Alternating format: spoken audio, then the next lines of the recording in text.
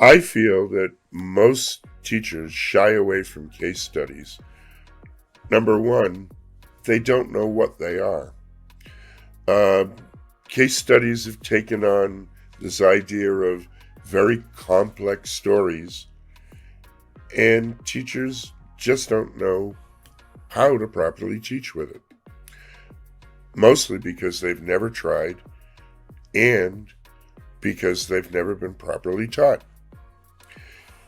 Case studies are so valuable when teachers realize how rich they are in content and context, and when they see how many different things can be done with just one simple case study or story.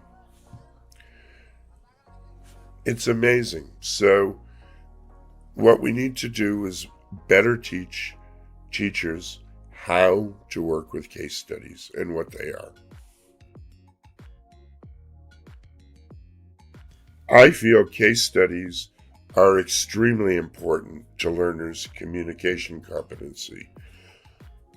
Number one, when you're talking about working in the workplace, in the future, in their career, having worked with case studies and being able to practice the language of business, to take what they've learned in business school and to take what they've learned in English class and put those two together, I feel that it's extremely easy way and diverse way of teaching how to mix those two together.